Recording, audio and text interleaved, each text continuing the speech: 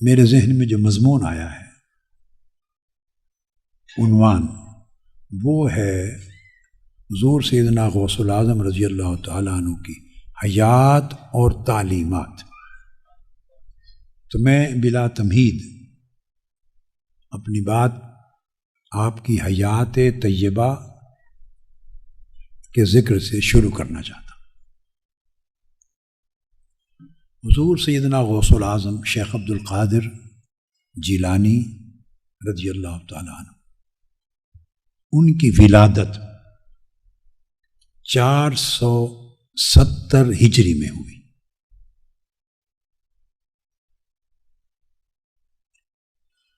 تھوڑا ہسٹری کی بعض شخصیات کے ساتھ کوریلیٹ کرتے ہوئے امام غزالی رحمۃ اللہ تعالی علیہ کی وفات 505 میں ہوئی ہے۔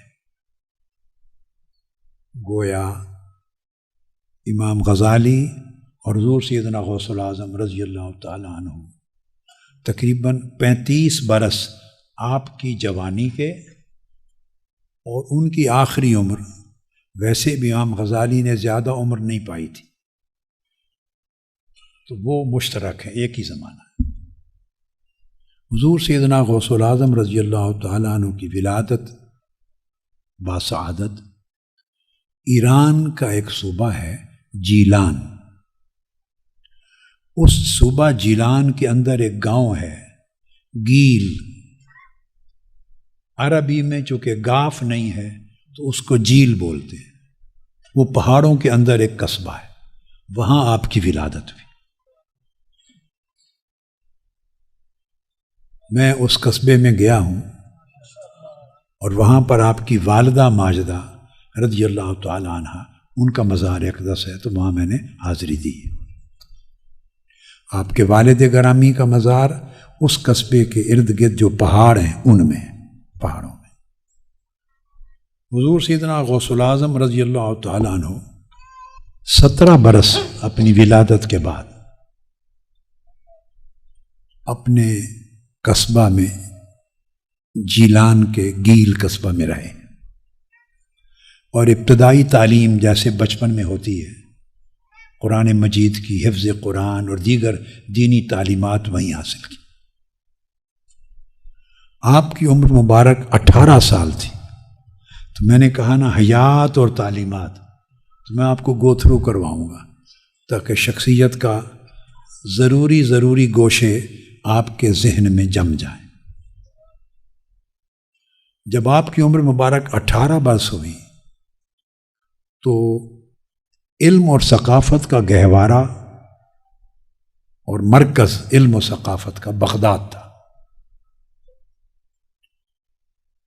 آپ کے والد گرامی وصال فرما چکے تھے، تو والدہ ماجدہ نے آپ کو 18 برس کی عمر میں حصول علم کے لیے بغداد بھیج دیا۔ تو آپ بغداد تشریف لے گئے، کس عمر میں؟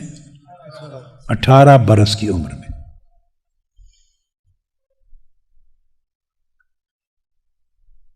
یعنی پھر سن بن جاتا ہجری میں 488 ہجری، اور عیسوی سن اس وقت 2023 ہے نا، تو عیسوی سن 1095 تھا جب آپ بغداد گئے۔ تو لگ بھگ 925 سال قبل آپ بغداد میں منتقل ہوئے، اور ولادت 18 برس سال پہلے ہوئی تھی۔ جب آپ بغداد تشریف لے آئے نوجوانی کی عمر میں، وہ زمانہ خلافت بنو عباس کا تھا، اور بنو عباس کی خلافت اپنے آخری سانس لے رہی تھی، مضبوط اور مستحکم نہیں رہی تھی۔ خلیفہ تھا المستظہر باللہ، عباسی خلیفہ، اس کا زمانہ تھا جب آپ بغداد تشریف لے آئے۔ بہت ہی مختصر سا بیان میں اس وقت کے حالات کا چند جملوں میں کر دوں۔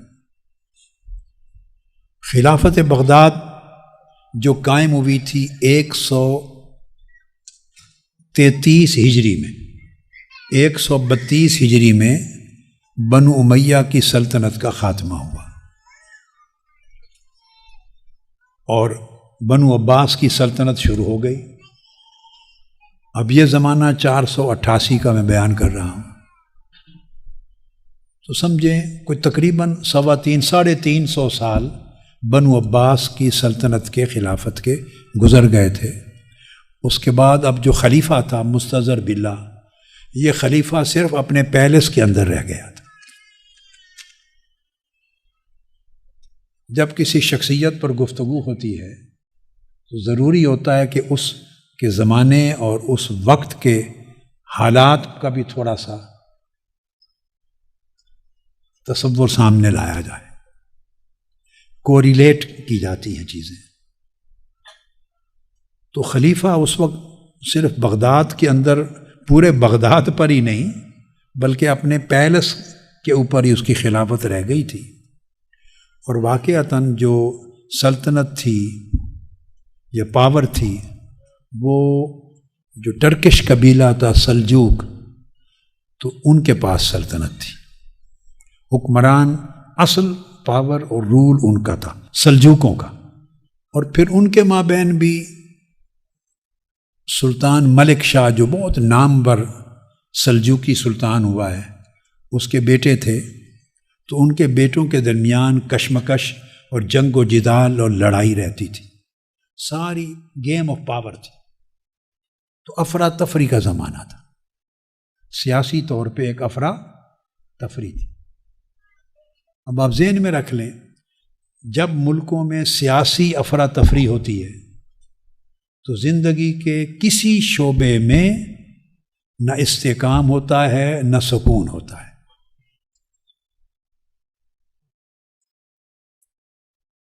آپ پاکستان کے حالات کو دیکھ لیں، دنیا کے کسی ملک کو دیکھ لیں جہاں سیاسی عدم استحکام ہوگا بلکہ افراتفری ہوگی اور جنگ و جدال ہوگا اور بے یقینی کی صورتحال ہوگی، وہ سیاسی صورتحال انفرادی اور اجتماعی طور پر انسانی معاشرے کے ہر شعبے کو تباہ و برباد کرتی ہے۔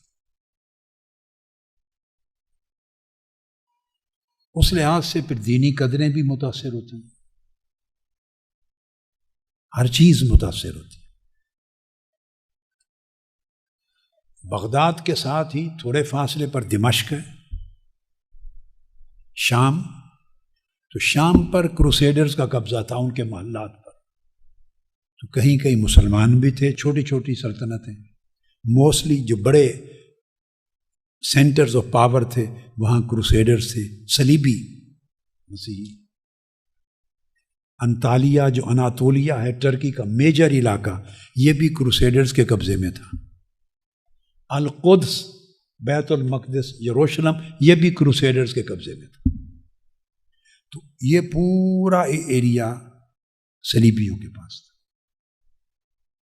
ترکستان کا خطہ ایران تک سارا یہ سلجوقوں کے پاس تھا۔ مصر میں فاطمیین کی حکومت تھی۔ ایران کی طرف اصفہان میں باطنیوں کا ایک بہت بڑا شرپسند فتنہ تھا، حسن بن صبا اس کا بانی تھا، تو وہ ان کا ہیڈ کوارٹر تھا اصفہان۔ تو وہ مسلمانوں کی قتل و غارت کرتے تھے، خون بہاتے تھے اور اسلامی سلطنت کو نقصان پہنچاتے، اور کروسیڈرز صلیبیوں کے ساتھ مل کے عالم اسلام کے خلاف سازشیں کرتے تھے۔ یہ صورتحال تھی ساری۔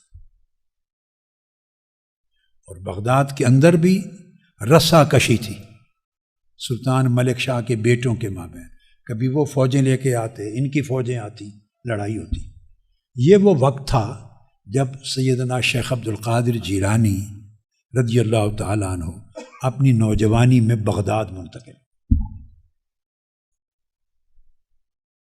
یعنی بڑا پرسکون ماحول نہیں تھا جس میں انسان سکون سے رہے اور سکون کے ساتھ اپنی زندگی گزارے، یہ ماحول نہیں تھا۔ اب آپ کی زندگی شروع کہاں سے ہوتی؟ جب آپ تشریف لے آئے بغداد، تو اس وقت ایک مدرسہ تھا آپ کے شیخ کا، باب الازج، وہ شیخ ابو سعید المخرمی آپ کے شیخ ہیں، اساتذہ میں سے، ان کا مدرسہ تھا۔ اب ان کا جو نام ہے لقب المخرمی، یہ کتب میں 3 طریقے سے آتا ہے۔ عام طور پہ کتابوں میں شیخ ابو سعید المخزومی لکھا ہوتا ہے، یعنی قبیلہ مخزوم کی نسبت سے کہ المخزومی تھے۔ زیادہ تر مستند تصور کیا جاتا ہے المخرمی، اور انہی کا ٹائٹل المخرمی کی جگہ کتب میں المخرمی بھی آتا ہے۔ تو شیخ ابو سعید المخرمی یا المخرمی المخزومی جو کہہ رہے، ان کا مدرسہ تھا، چھوٹا مدرسہ تھا، باب الازج بغداد کا ایک محلہ تھا، تو اس میں آپ داخل ہو گئے۔ اب یہاں یہ بات ذہن میں رکھ لیں کہ آپ نے 20 سال تک دینی علوم پڑھے ہیں، اتنا علم حاصل کیا بطور طالب العلم کے۔ 20 سال آپ نے پڑھا ہے اور 33 سال آپ نے پڑھایا ہے۔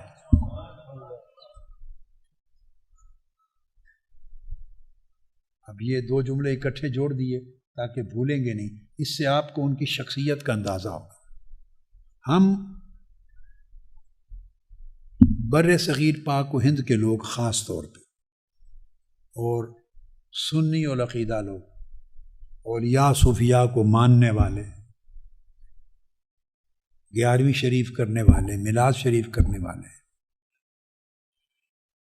ہمارے ہاں ان تمام طبقات میں بہت سے تصورات پس پردہ چلے گئے ہوئے ہیں۔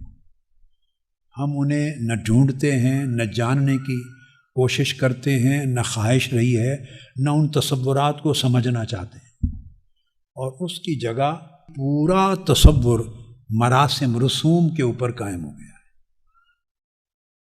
اور اولیاء کرام کی جو شناخت اور پہچان ہے وہ بھی رسوم کے ساتھ، کرامات کے ساتھ۔ ہماری پہچان اولیاء کی کرامت کے ساتھ ہے، ان کی استقامت کے ساتھ نہیں ہے۔ ہم اولیاء کو کرامت کے ذریعے جانتے ہیں، میرے جملے پہ توجہ کریں اور غور سے سمجھیں۔ ہم ان کا قد، اولیاء اللہ کا قد کرامت سے ناپنا چاہتے ہیں، جو کہ اولیاء کی تعلیمات کے خلاف ہے۔ اولیاء اور صوفیاء کی تعلیمات میں یہ چیز نہیں ہے کہ کسی ولی اللہ کی ولایت کا قد یعنی مقام و مرتبہ کرامت سے ناپا جائے، یہ معیار ہم نے گڑھا ہے، صوفیاء اور اولیاء کا نہیں ہے۔ ان کے ہاں ان کا قد یا ان کا مرتبہ کرامت سے نہیں، استقامت سے ناپا جاتا ہے۔ ان کی استقامت کتنی تھی، اور ہمیشہ کہا جاتا ہے الاستقامت فوق الکرامہ، استقامت کرامت سے بہت اونچی چیز ہے۔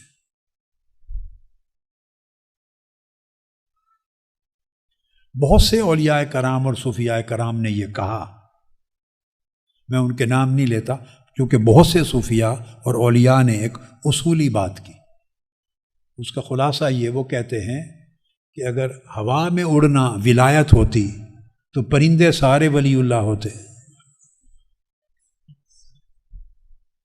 دریاؤں پہ چلنا اگر کرامت ہوتی، ولایت ہوتی، تو مچھلیاں ساری ولی اللہ ہوتی۔ سمجھ آئی آشم جی؟ مقصد بات کا یہ ہے کہ ولایت کبھی بھی اسلام کی تاریخ علم میں کرامت سے نہیں ناپی جاتی تھی، ولایت ہمیشہ استقامت سے ناپی جاتی۔ یہ نقطہ سمجھانے کے لیے صرف ایک واقعہ مختصراً تیزی سے کوٹ کرتا ہوں۔ حضرت بایزید بستامی رضی اللہ تعالیٰ عنہ، ان کو خبر ملی کہ دور فلاں ایک قصبے میں ایک ولی اللہ ہے، اہل اللہ ہے۔ آپ نے اپنے تلامذہ کو مریدین سے فرمایا کہ چلو اللہ کا دوست ہے اس قصبے میں، اس سے ملاقات کے لیے جاتے ہیں۔ اللہ کے دوست اللہ کے دوستوں سے ملاقات کے لیے جاتے تھے۔ آپ میری بات سمجھیں، کامن رشتہ کیا تھا دونوں میں؟ اللہ کا۔ اب ہم نے اس ذات کو، اللہ کو درمیان سے نکال دیا اور آپس میں ہی ہو گئے۔ اس کا نتیجہ کیا ہوا ہے؟ کوئی ولایت کا دعوے دار، پہلی بات تو یہ ہے کہ ولی کبھی دعوے دار نہیں ہوتا تھا۔ جو دعویٰ کرے وہ ولی نہیں ہے، جو دعویٰ کرے وہ ولی نہیں ہوتا، اور وہ صوفی نہیں ہوتا، وہ عارف نہیں ہوتا، وہ اللہ کا دوست نہیں ہوتا جو دعویٰ کرے۔ ولایت نام نفی دعویٰ کا ہے، اس میں دعویٰ کی نفی ہوتی ہے۔ تو ہم نے جب اللہ کو، اس رشتے کو ایک طرف کر دیا، تو آج ولایت اور تصوف کا دعویٰ کرنے والے آپ دیکھیں گے کوئی کسی دوسرے کو ملنے نہیں جاتا۔ پنجابی میں ایک جملہ بولتا ہوں، وہ کہتے ہیں اتھے تھوڑ سی، ساڑھے کول تھوڑ سی تینوں جو اتھے اس میں ملن گئے ہیں، تو بت بن گئے اندر، بت۔ ہم بتوں کی پوجا کرتے ہیں، من کے اندر میں اور انا کے بت ہیں۔ تصوف اسلام نے دیا تھا ان بتوں کو توڑنے کے لیے۔ ہم نے بتوں کے مندر اور سومنات بنا لیے اپنے اندر۔ کسی کو ملنے کوئی نہیں جاتا، وہ سمجھتا ہے میری ہتک ہے، میں اس کو ملنے جاؤں۔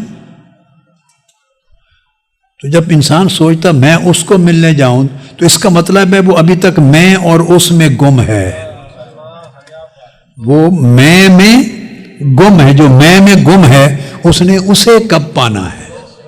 وہ اللہ کو کب پائے گا؟ وہ تو اپنی میں گم ہے، اپنی میں گم ہے۔ تو صوفیاء اگلے زمانوں میں، اور میں نے دیکھا میرے بچپن، لڑکپن، جوانی تک کی عمر میں کچھ لوگ جن میں ان کی کچھ نہ کچھ صفات، اوصاف، اخلاق کے حصے چلے آ رہے تھے، ان میں بھی دیکھا کہ تواضع اور انکساری تھی، ان میں نہیں ہوتی تھی۔ یہ میں نے اپنی جوانی کی عمر تک ایسے لوگ دیکھے کہ میں سے پاک تھے۔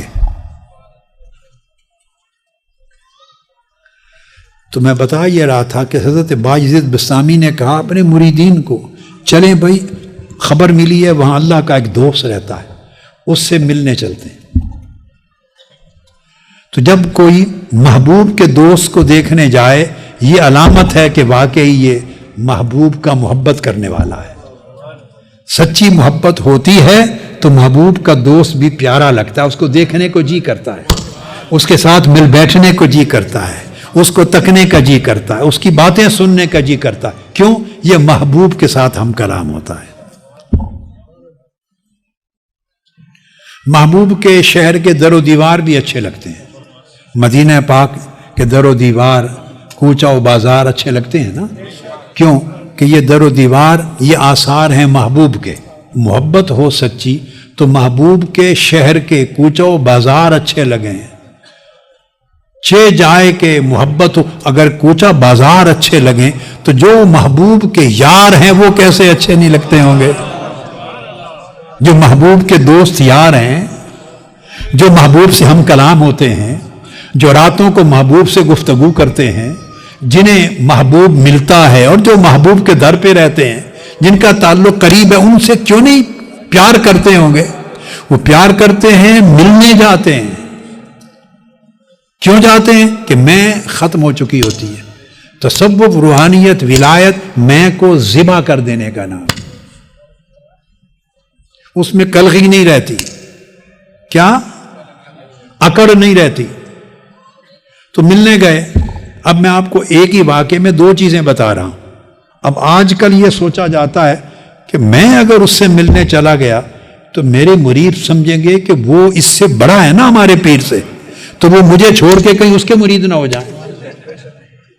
اس کو اگر میں ملنے چلا جاؤں تو تو میرے مرید سمجھیں گے کہ وہ اس ہمارے پیر سے بڑا پیر ہے، تو کہیں مجھے چھوڑ کے اس کے پیچھے نہ چلے جائیں، اس لیے وہ ملنے نہیں جاتا۔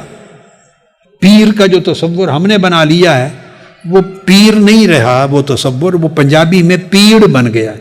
پیڑ کہتے ہیں درد کو، اس کو کھٹکا رہتا ہے، میں گیا تو میرے مرید کیا کہیں گے۔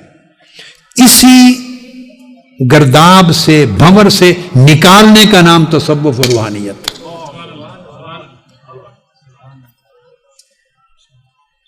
اسی گرداب سے نکالنے کا نام، اسی بھنور سے نکالنے کا نام روحانیت تھا۔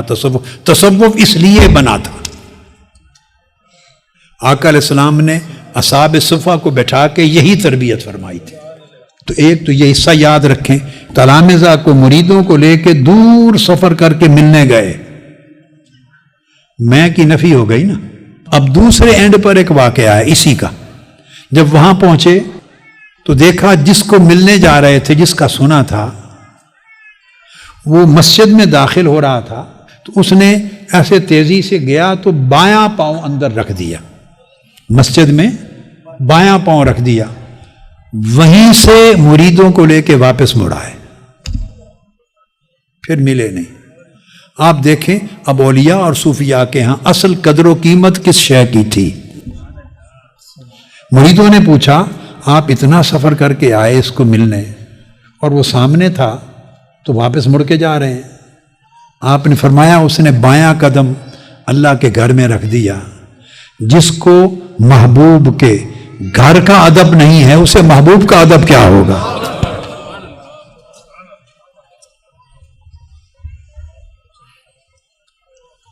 تو تصوف نام ہے آداب سیکھنے کا، تو جسے محبوب کے گھر کے آداب نہیں آتے وہ محبوب حقیقی کے آداب کیا جانتا ہوگا۔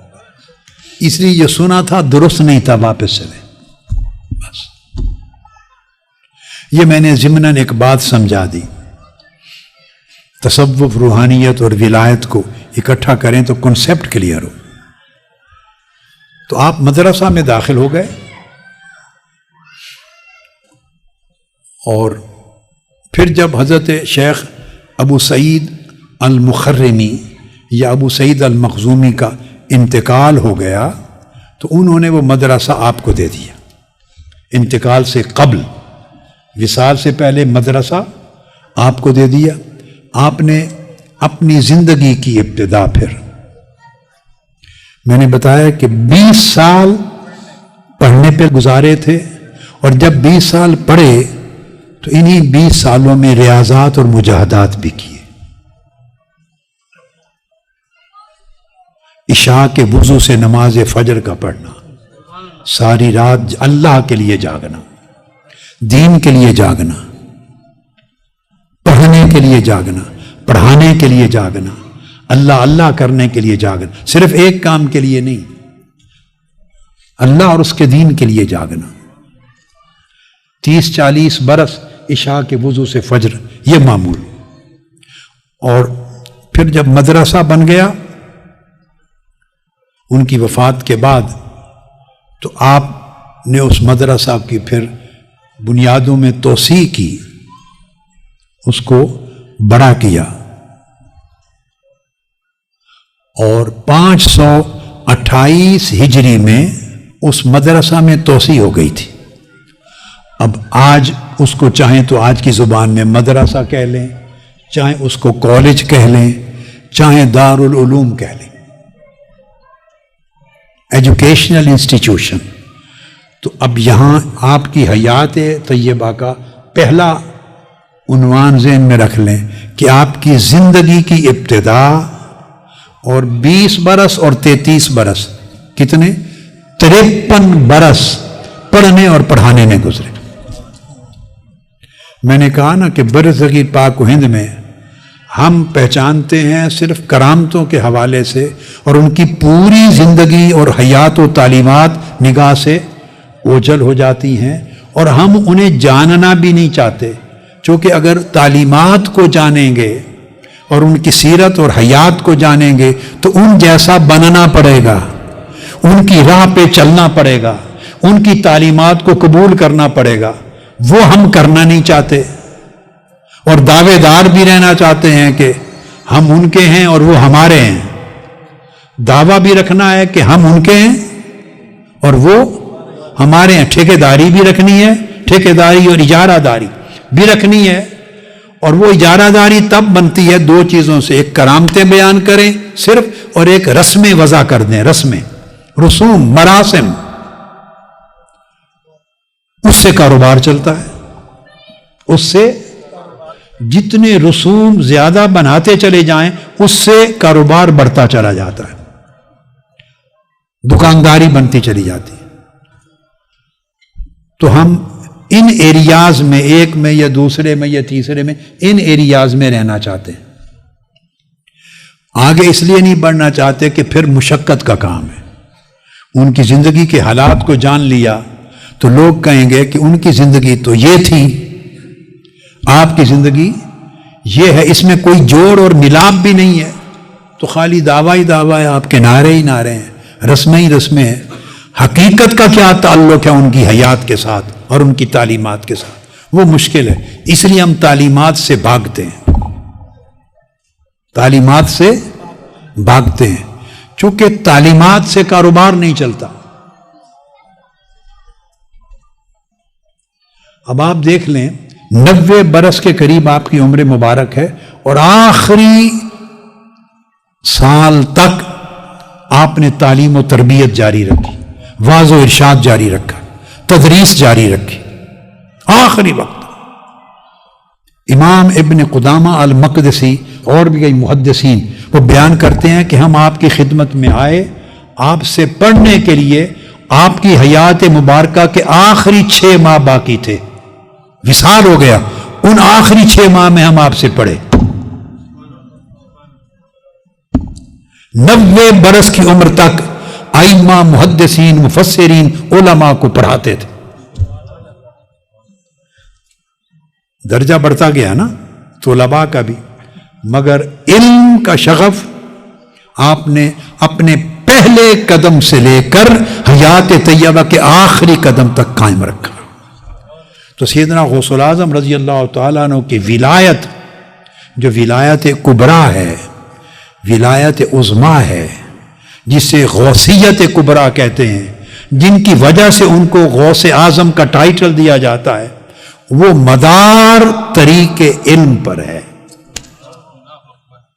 اس کا مدار طریق علم پر ہے، اور ہمارا مدار اخراج علم پر ہے، علم کو نکالنے پہ ہمارا کام چلتا ہے۔ وہ بچپن سے وفات کے آخری سال تک انہوں نے آلموسٹ 85 برس زندگی کے 85 برس علم پر گزارے۔ پھر آپ کا فرمان ہے، یہ بات نہیں ہے کہ میں نے آپ کو پڑھ کے جتنا سمجھا اور جانا ہے یہ میری رائے ہے، نہیں، ایسی بات نہیں۔ میں تو ایک چھوٹا سا طالب علم ہوں، اور شاید ابھی طالب علم بھی نہیں بن سکا، مگر یہ میری رائے نہیں ہے، حضور سیدنا غوث الاعظم رضی اللہ تعالیٰ عنہ کا اپنا ارشاد ہے۔ آپ کا ایک قصیدہ غوثیہ ہے، ورد کے طور پہ، وظیفہ کے طور پہ طریقہ قادریہ میں لوگ پڑھتے ہیں، مشائخ دیتے ہیں۔ اس میں آپ فرماتے ہیں، درست العلم حتی صرت قطبا ونلت السعد من مولا الموالی۔ فرماتے ہیں میں نے علم حاصل کیا، اور علم حاصل کرتا گیا، اور علم حاصل کرتا گیا، علم حاصل کرتے کرتے میں قطب یعنی غوث ہو گیا۔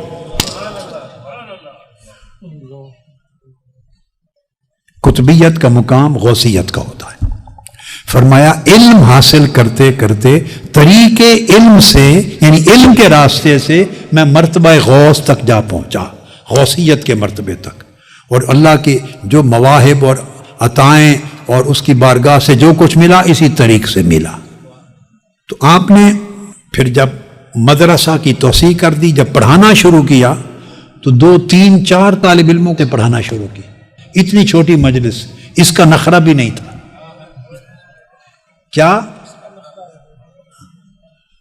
چونکہ تصوف، روحانیت اور ولایت جب یہ نصیب ہو جاتا ہے تو نخرہ ختم ہو جاتا ہے۔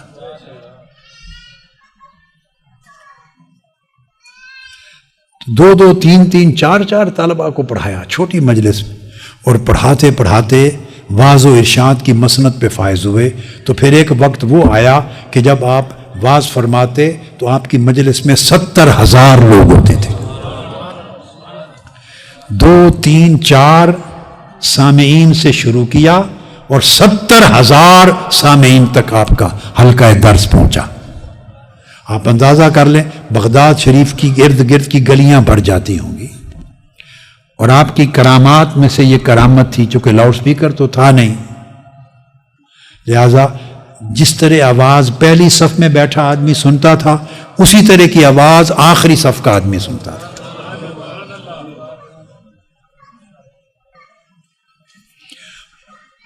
اور آپ ہر روز خود بنفس نفیس اپنے مدرسہ میں، آج کی لینگویج میں کہہ لیں کالج میں، دارالعلوم میں، ابھی یونیورسٹی تو نہیں کہہ سکتے اس کو، جو مرکز علم تھا آپ کا دارالعلوم، اس میں ہر روز 13 علوم آپ خود پڑھاتے تھے، خود پڑھاتے تھے۔ اتنے بڑے ٹیچر تھے، اتنے بڑے پروفیسر تھے، اتنے بڑے استاذ اور معلم تھے۔ آپ عظیم عالم تھے، عظیم مدرس تھے، عظیم مفسر تھے، عظیم محدث تھے، عظیم فقیہ تھے، عظیم متکلم تھے، عظیم مفتی تھے، عظیم صوفی تھے، عظیم زاہد و عابد تھے، عظیم عارف تھے، عظیم ولی تھے، عظیم ہیومینیٹیرین لیڈر تھے، عظیم مصلح تھے، عظیم مجاہد تھے۔ آپ کی شخصیت ہماگیر شخصیت تھی۔ ہم نے صرف ایک رخ صرف سامنے رکھا ہوا ہے، باقی سارے رخ ہماری نگاہوں سے وہ چلے۔ 13 علوم اپنے طلباء یعنی علماء کو اور طلباء کو خود پڑھاتے تھے، اور باقی جیسے جیسے مدرسہ یا کالج بڑھتا چلا گیا تو پھر اور اساتذہ آپ ہی کے تلامذہ پڑھ کے مسند معلمیت پر فائز ہوتے گئے، تو پھر اور اساتذہ آتے گئے، طلباء پڑھتے گئے، اساتذہ بڑھتے گئے۔ اس میں علوم القرآن پڑھاتے، علم القرآن، علم التفسیر، علم الحدیث، علم الفقہ، علم الافتاء، اصول الفقہ، اسلامک جورسپروڈنس، اسلامک لا، یہ سارا علوم پڑھاتے۔ پھر اس طرح پھر آقا علیہ الصلوۃ والسلام کے دین کی مختلف برانچز جتنے علوم کی تھی وہ ساری پڑھاتے تھے۔ پھر علم الزہد، علم السلوک، علم التصوف، تزکیہ اور احسان کے علوم، یہ سارے پڑھاتے۔ اب آپ حیران ہوں گے، ایک اس سے آگے بات کرنے لگا، صرف یہی نہیں پڑھاتے تھے آپ کے مدرسہ میں، آپ کے کالج میں، بعد میں اس کا نام مدرسہ باب الشیخ اور مدرسہ تو شیخ عبد القادر الجیلانی ہو گیا۔ جو شیخ ابو سعید مخزومی کا مدرسہ تھا یا شیخ ابو سعید المخرمی کا، وہ پھر آپ کے نام سے منسوب ہو گیا مدرسہ شیخ عبد القادر الجیلانی۔ بعد میں آپ نے اس مدرسہ کے ساتھ توسیع کر کے ایک بڑی مسجد تعمیر کروائی، پھر ایک خانقاہ اور لنگر خانہ تعمیر کروایا، ہاسٹل بنوایا، خود ہاسٹل، رہائشی درسگاہ بنائی۔ تو مسجد تعمیر ہوئی، اس مسجد کے 7 بڑے بڑے گنبد تھے۔ بغداد شہر میں اس کو 7 گنبدوں والی مسجد کہا جاتا تھا۔ مسجد القباب السبع، 7 گنبدوں کی مسجد، جو معروف نام جامع شیخ عبد القادر الجیلانی۔ اور یہ وہ مدرسہ ہے اور مسجد جہاں اس وقت آپ کا مزار پاک ہے۔ پھر اس کا نام باب الشیخ ہو گیا، پہلے باب العز کہلاتا تھا علاقہ، اور توسیع ہوئی تو باب الشیخ ہو گیا اس محلے کا نام۔ اچھا، یہ تو علوم دینی تھے، شرعی، جو آپ پڑھاتے اور جو اس مدرسہ میں پڑھائے جاتے۔ ان کے علاوہ اسپیس سائنسز پڑھائی جاتی تھی، حضور سیدنا غوث العظم رضی اللہ تعالیٰ عنہ کے مدرسہ میں اسپیس سائنسز یہ پڑھائی جاتی تھی، آسٹرونومی پڑھائی جاتی تھی، اس مدرسہ کے اندر یہ علوم پڑھائے جاتے، جیالوجی پڑھائی جاتی تھی، زمین کے اندر جو کیا کیا ہوتے ہیں خزانے، جیالوجی پڑھائی جاتی، جیمالوجی پڑھائی جاتی، پتھروں کے علم سارے۔ اس کے علاوہ میں نے بتایا سوشیالوجی پڑھائی جاتی تھی۔ آپ کے مدرسہ باب الشیخ مدرسہ شیخ عبد القادر الجیلانی، سائنس آف کانفلکٹ ریزولوشن پڑھائی جاتی، اگر لوگوں میں اختلاف ہو جائے، تنازع ہو جائے، اس کو پیسفلی ریزولو کیسے کرنا ہے، ڈسپیوٹ کو پیسفلی سیٹل کیسے کرنا ہے، یہ سبجیکٹ پڑھایا جاتا تھا۔ آپ جدیدیت دیکھیں، کبھی اس پرسپیکٹو میں کسی نے سوچا کہ غوث العظم شیخ عبد القادر جیلانی کون ہیں اور کیا ہیں؟ علم کے سارے چشمے آپ کے مرکز سے پھوٹتے تھے، دینی علوم کے بھی، دنیاوی علوم کے بھی، یہ سارے علوم وہاں پڑھائے جاتے۔ پھر مدرسہ جب بڑھ گیا، مسجد بنا دی، پھر ایک بہت بڑی لائبریری قائم کی، بہت بڑی لائبریری قائم کی، لاجیکل سائنسز پڑھائی جاتی تھی، منطق اور علم الکلام۔ آپ نے اس مدرسہ کے لیے، اس بہت بڑے اسلامک کالج کے لیے، پھر آپ نے وسائل، ریسورسز کریٹ کیے۔ یہاں پر ایک بات کہنا چاہتا ہوں، اس سے آپ کی عظیم ہستی اور شخصیت کا ایک اور پہلو نکھر کے سامنے آئے گا۔ یہ جو دور ہے یہ اب سلاجقہ کا دور ہے، یعنی سلجوقی حکمرانوں کا، اور آپ کے زمانے سے پہلے سلجوقی سلطنت تھی، سلطان ملک شاہ، اس کا وزیر اعظم تھا نظام الملک، اور امام غزالی کا زمانہ تھا، آپ کی جوانی کی عمر کے اندر نظام الملک نے سلجوق سلطنت کے وسائل سے بغداد میں مدرسہ نظامیہ قائم کر دیا تھا۔ یہ پہلی یونیورسٹی تھی، اسلامک یونیورسٹی ہم کہہ سکتے ہیں۔ تو مدرسہ نظامیہ پھر بغداد کے علاوہ اصفہان اور دیگر علاقوں میں 7 مختلف شہروں میں 7 اسلامی بڑے بڑے مدارس بنائے گئے، یا اسلامک یونیورسٹیز، جن سے درس نظامی کا یا مدارس نظامیہ کا نام چلتا ہے۔ وہ ان کا بانی نظام الملک توسی تھا، توس کا رہنے والا تھا۔ توس علاقہ ہے ایران میں جہاں سیدنا امام علی رضا کا مزار اقدس ہے، مشہد مقدس، اس پورے علاقے کو توس کہتے تھے۔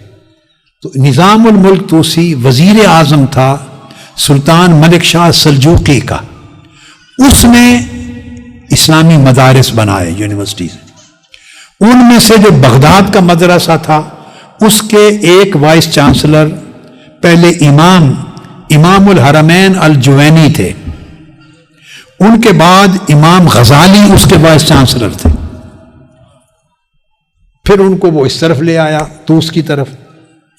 اب میں کہنا یہ چاہتا ہوں کہ سلطنت مدارس پہ خرچ کرتی تھی اس وقت، سلطنت سلجوقی سلطنت کے وسائل۔ عباسی خلیفہ تو بالکل ایک سمبولک خلیفہ تھا نا، بالکل ایک برائے نام، ایک امبریلا تھا صرف۔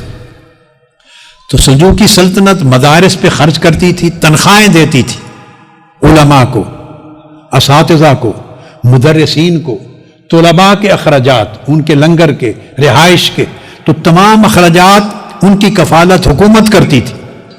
اور بغداد میں مدارس تھے، مگر جو بات بتانا چاہتا ہوں، اسی شہر میں غوث العظم رضی اللہ تعالیٰ عنہ بھی تھے۔ آپ نے اس وقت کی سرکار کے کسی مدرسہ میں جاب نہیں کیا، اور سلجوقی سلطنت اور جو بھی خلافت اور حکومت تھی، ان کے وسائل، چندہ، ریسورسز اپنے مدرسہ کے لیے نہیں لیے۔ آپ کی غیرت کا اندازہ کریں، آپ کی شخصیت میں حریت کا اندازہ کریں۔ جب آدمی پیسے مانگتا ہے خواہ وہ اہل ثروت مالدار لوگوں کے پاس جا کر مانگے، خواہ وہ حکومتوں سے مانگے، جو مانگتا ہے وہ مرد حر نہیں رہتا، وہ آزاد نہیں رہتا، اس کی آزادی چھن جاتی ہے۔ جس لمحہ اس نے ہاتھ پھیلایا، جس لمحہ اس نے زبان ہلائی مانگنے کے لیے، اس لمحہ وہ مرد حر نہیں رہا، اس کی آزادی چھن گئی، وہ پیسہ دینے والے کا غلام ہو گیا۔ اب وہ اس کی خوشی کو سوچے گا، اس کے ماتھے کے تیور کو دیکھے گا، اس کے لیے حلال حرام کرے گا۔ وہ آپ میری بات سمجھ رہے ہیں؟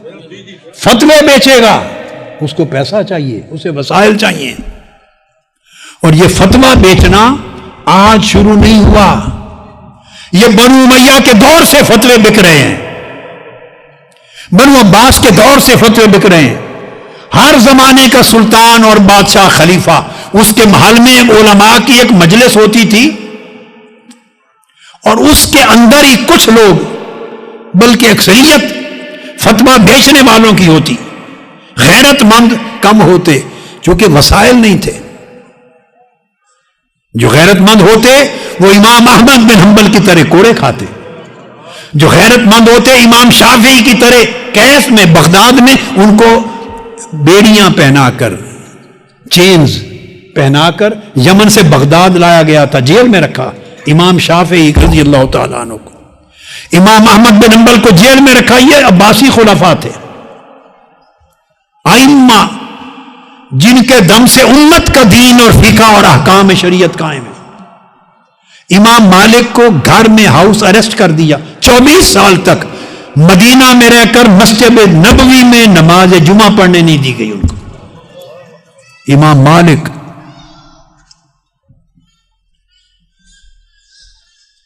امام اعظم ابو حنیفہ کو جیل میں ڈال دیا گیا، یہ عباسی خلیفے تھے، اور جیل میں عمر بھر رکھا، حتیٰ کہ جنازہ امام اعظم ابو حنیفہ کا جیل سے نکلا۔ یہ چار ائمہ، چار فقہی مذاہب ہیں نا، چاروں کے اماموں کا حال بتا دیا۔ حنفی، امام اعظم ابو حنیفہ کا جنازہ جیل سے اٹھا۔ کیوں اٹھا؟ اس لیے کہ حکمرانوں کے سامنے سر نہیں جھکایا، حکمرانوں کی بات نہیں مانی، اپنا علم نہیں بیچا، اپنی حریت اور آزادی نہیں بیچی۔ جب اللہ کو مان لیا تو جو اللہ کو سچے دل سے مانتا ہے اس کا سر اللہ کے سوا کسی بندے کے آگے نہیں جھکتا، اس کی غیرت نہیں بکتی، وہ مرد حر ہوتا ہے، وہ آزاد ہوتا ہے، اس کو ایسا ہونا چاہیے کہ دنیا ڈرے اس کے رعب سے۔ تو امام اعظم کا جنازہ جیل سے اٹھا۔ امام مالک 24 سال گھر میں محصور رہے، ہاؤس اریسٹ رہے مدینہ پر۔ امام شافعی نے جیل کاٹی، امام احمد بن حنبل نے جیل بھی کاٹی، کوڑے بھی کھائے۔ یہ چاروں فقہی مذاہب کے بانیان کا حال ہے۔ باقیوں کو تو پھر تذکرہ سبجیکٹ نہیں ہے، یہ میں نے اشارے دیے آپ کو۔ تو فتوے اس وقت بھی بکتے تھے جب یزید نے امام علی مقام علیہ السلام کو شہید کرنے کے لیے منصوبہ بنایا ہوگا، اریسٹ کرنے کا، اور مدینہ سے نکالا، تو اس وقت بھی فتوے بکے ہوں گے۔ ابن زیاد کے دربار میں بھی فتوے بکے ہیں، ہوں گے نہیں، بکے ہیں ایکچول۔ جب کوئی بڑا قدم سلطان اٹھاتا ہے، بادشاہ ہے وقت، تو وہ اس زمانے روایت تھا جو کہ اسلام کا نام یوز کرنا ہے، دین کا نام، فتویٰ یوز کرنا ہے، تو فتوے بکتے تھے۔ تو جب آپ مدد لیتے ہیں تو آپ کی آزادی ساتھ چلی جاتی ہے، بیلنس کر کے چلنا بڑا مشکل ہو جاتا ہے، اور بعض امور میں پھر آپ بول نہیں سکتے، چپ رہتے ہیں، بالکل خاموش رہتے ہیں۔ لہذا حضور سیدنا غوث الاعظم رضی اللہ تعالیٰ عنہ، قطب ربانی، غوث سمدانی، محبوب سبحانی، سیدنا شیخ عبد القادر الجیلانی، ان کی غیرت نفس، عزت نفس، آزادی، حریت اور مقام و مرتبہ اس اینگل سے دیکھیں کہ وسائل نہیں ہیں۔ سرکار اس وقت کی حکومت و سلطنت دینی علوم کے فروغ کے لیے خرچ کر رہی ہے، مدارس کھول رہی ہے، اساتذہ کو تنخواہیں دیتی ہے، طلباء کے خرچے دیتی ہے، مدارس میں فائنانشل ہیلپ کرتی ہے، مگر اسی شہر میں آپ مدرسہ بناتے ہیں، مگر ایک پائی سرکار سے نہیں لیتے۔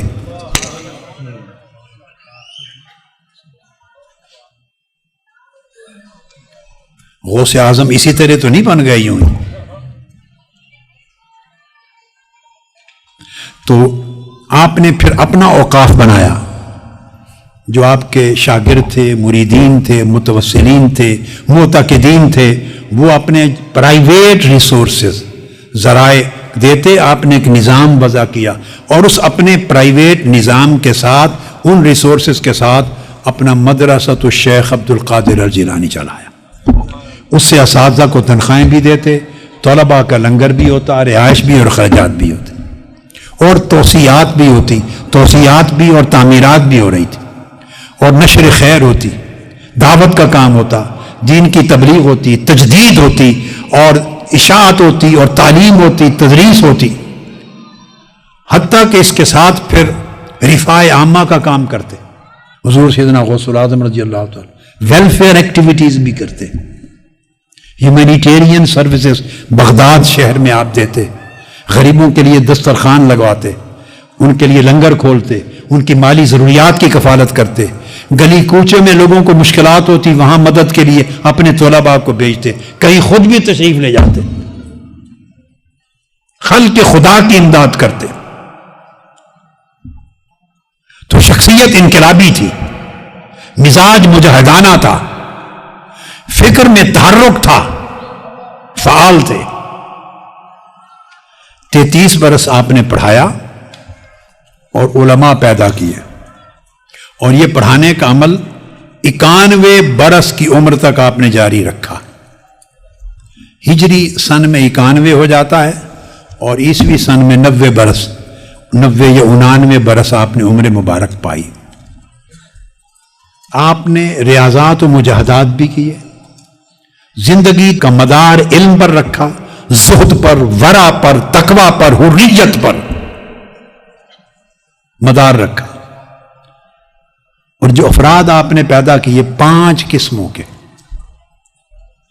جن علماء کو پڑھایا، طلباء تیار کیے، جو گریجویٹ ہوئے آپ کے پاس سے، جو گریجویٹ ہوئے، 5 قسموں کے طبقات علماء کے پیدا کیے آپ نے. شخصیت اتنی ملٹی ڈائمینشنل تھی. رجال العلم پیدا کیے، یعنی مفسر پیدا کیے، محدث پیدا کیے، فقیہ پیدا کیے، متکلم پیدا کیے، علماء اسکالرز پیدا کیے، مفکر پیدا کیے. رجال العلم مختلف میدان میں جیسے جیسے جس کا ذوق تھا پھر وہ اسپیشلائز کرتا چلا جاتا ہے. تو آپ نے یہ بنیادیں دی. آپ نے رجال الدعوہ پیدا کی، دین کی دعوت کو عام کرنے والے، امر بالمعروف اور نہی عن المنکر کو سوسائٹی میں، معاشرے میں پھیلانے والے لوگ پیدا کیے. وہ زمانہ چونکہ تنظیم سازی کا نہیں تھا، تنظیم سازی تو آج سے بھی 200 سال پہلے تک کلچر نہیں تھا آرگنائزیشنل ورک کرنے کا، انسٹیٹیوشنل تھا، آرگنائزیشنل نہیں تھا. تو ایسا نہیں کہ کوئی آرگنائزیشنز بنائی ہوں، مگر آپ اور آپ کے طلباء، آپ اور آپ کے مریدین، آپ اور آپ کے معتقدین ان کی ذمہ داریاں سونپ کے تنظیموں کی طرح کام کرتے، جیسے اجتماعی طور پہ.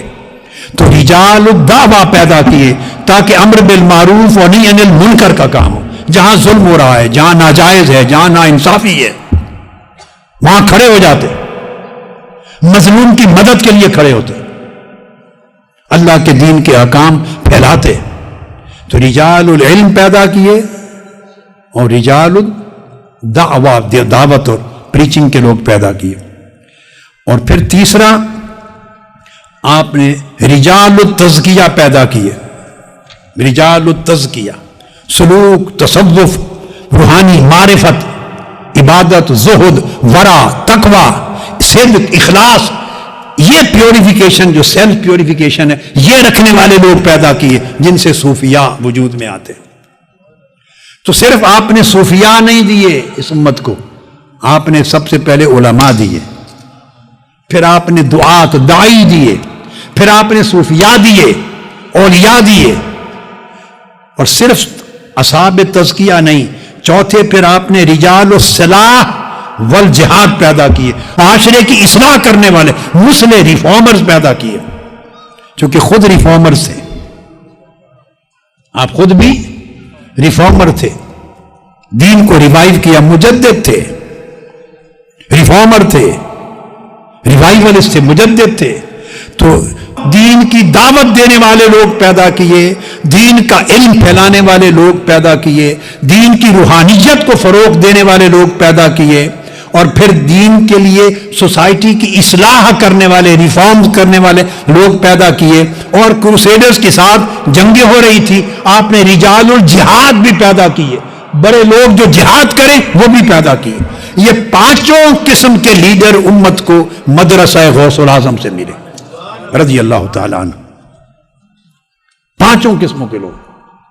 یہ وہ زمانہ تھا سلطان نور الدین زنگی نے القدس فتح کرنے کے لیے انیشلی ایک سلطنت قائم کر کے اپنا آغاز کیا کام کا، جس کو ان کے بعد سلطان صلاح الدین ایوبی نے ٹیک اوور کیا. حضور سیدنا غوث العظم رضی اللہ تعالیٰ عنہ کے تلامذہ بیت المقدس کی آزادی میں پیش تھے، آپ کے شاگرد. مدرسہ غوث العظم سے گریجویٹ ہونے والے سلطان نور الدین زنگی کے ساتھ اور بعد ازاں سلطان صلاح الدین ایوبی کے ساتھ اس صلاح الدین ایوبی کے جیش لشکر کی فرنٹ لائن پر حضور غوث العظم کے طلاب تھے.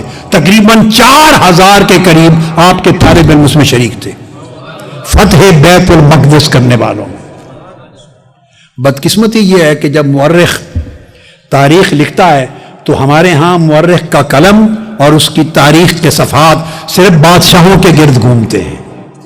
یہ بدقسمتی ہے، چونکہ ذہنی غلامی ہے. ہم بادشاہ کے سوا کسی اور شے کو دیکھتے بھی نہیں ہیں اور جانتے بھی نہیں، اور اسے نہیں پتا کہ بادشاہ کے پیچھے کئی بادشاہ گر ہوتے ہیں. اسے بادشاہ بنانے والے، اس کو فتح دلانے والے، قیادت کو اس مقام تک پہنچانے والے لوگ ہوتے ہیں جو ایسے افراد کو کریٹ کرتے ہیں سوسائٹی میں. اصل بادشاہ وہ ہوتے ہیں. مورخ کے قلم میں اصل بادشاہوں کا احاطہ نہیں ہے. مورخ ان کا تذکرہ نہیں کرے گا. جب مورخ سلطنتوں کی کتاب لکھتا ہے تو وہ سلطانوں کے گرد گھومتی ہے، خلفاء خلیفوں کے گرد گھومتی ہے، وہ امراء گورنروں کے گرد گھومتی ہے اور ان کے جنگ و جدال کے گرد گھومتی ہے. مگر جن لوگوں کی وجہ سے اسلامی سلطنت کو سکون ملا، اعتدال ملا، استحکام ملا، فروغ ملا، اسلامی کلچر بڑا، ثقافت بڑی، اسلامی تعلیمات عام ہوئی، مسلمانوں کی مسلمانیت محفوظ ہوئی، ان کو اپنے احاطہ قلم میں مورخ نہیں لیتا. بدقسمت. اس لیے القدس کی فتح کا جتنا تذکرہ آئے گا وہ سیاسی ایڈونچرز کا تذکرہ ملے گا، مگر اس میں وہ سپاہی، وہ کمانڈرز، وہ سولجرز، لڑنے والے، ان میں کون کون تھے، کہاں سے آئے تھے، کہاں سے تعلیم و تربیت لے کے آئے تھے، موٹیویشن کہاں سے لے کے آئے تھے، اس کا کوئی تذکرہ نہیں ملے گا. 4000 کے قریب طلباء سولجرز القدس کی فتح میں مدرسہ غوث العظم کے گریجویٹس میں سے تھے. میں چند 2 4 5 کا نام ایک تاریخی ریفرنس کے طور پہ کوٹ کر دیتا ہوں. ابن نجا الواعظ علی بن ابراہیم بن نجا زین الدین ابو الحسن الدمشقی حضور غوث العظم رضی اللہ تعالیٰ عنہ کے تلامذہ میں سے، آپ کے شاگردوں میں سے. یہ صلاح الدین ایوبی کے پولیٹیکل اور ملٹری ایڈوائزر تھے اور فتح بیت المقدس میں فرنٹ لائن کے تھے. صلاح الدین ایوبی کے پولیٹیکل اور ملٹری ایڈوائزر تھے. میں نے پورا نام آپ کو بتا دیا نا. اس طرح حضور سیدنا غوث العظم رضی اللہ تعالیٰ عنہ کے مریدین میں اور تلامذہ میں اور مدرسہ غوث العظم کے تلامذہ میں امام شیخ عبد القادر بن عبداللہ الحافظ الرحاوی امام تھے علم میں. وہ حضور سیدنا غوث العظم رضی اللہ تعالیٰ عنہ کے براہ راست شاگرد، وہ القدس کی فتح میں سلطان صلاح الدین ایوبی کے رائٹ ہینڈ لوگوں میں تھے. پھر حضور سیدنا غوث العظم رضی اللہ تعالیٰ عنہ کے اپنے بیٹے، سگے بیٹے حضرت سید موسیٰ بن شیخ عبد القادر الجیلانی، ان کو آپ نے سلطان نور الدین زنگی کی طرف بھیجا اور وہ سلطان نور الدین زنگی کے چوٹی کے کمانڈر اور ایڈوائزرز میں سے تھے. سلطان صلاح الدین ایوبی سے بھی پہلے نور الدین زنگی کے ایڈوائزر تھے اور ان کے کمانڈنگ رول رکھنے والے لوگوں میں حضور غوث پاک کے صاحبزادے حضرت سید موسیٰ بن شیخ عبد القادر الجیلانی، دمشق بھیجا انہیں، اور جو نور الدین زنگی کی جو لیڈرشپ تھی اس کے ساتھ کام کیا انہوں نے، وہاں فکر دیا لوگوں کو، کنسیپچل کلیئرٹی دی، انسپریشن مہیا کی، موٹیویشن دی، فتویٰ دیا، ان کی تعلیم تربیت کی، اور راہ راست پہ ان کو لگایا سپاہیوں۔ پھر شیخ موفق الدین ابن قدامہ المقدسی حضور غوث العظم رضی اللہ تعالیٰ عنہ کے شاگردوں میں سے ہیں، وہ سلطان صلاح الدین ایوبی کے ایڈوائزر تھے۔ پھر اسی طرح ان کے ایک کزن تھے امام عبد الغنی المقدسی حضور غوث پاک کے شاگرد، وہ بھی صلاح الدین ایوبی کے ایڈوائزر۔ اس طرح امام اسعد بن المنجا بن برکات ابو المعالی التنوخی حضور غوث پاک رضی اللہ تعالیٰ عنہ کے شاگرد، یہ بھی سلطان صلاح الدین ایوبی کے کمانڈرز میں سے اور ایڈوائزرز میں سے تھے۔ پھر امام حامد بن محمود بن حامد الحرانی، یہ سلطان نور الدین زنگی سے لے کر آگے سلطان صلاح الدین ایوبی تک، یعنی جتنے معرکے القدس کے فتح کے یروشلم کے ہوئے ہیں، یہ کمانڈنگ اور ایڈوائزری شپ کے رول کے لوگ تھے بڑے۔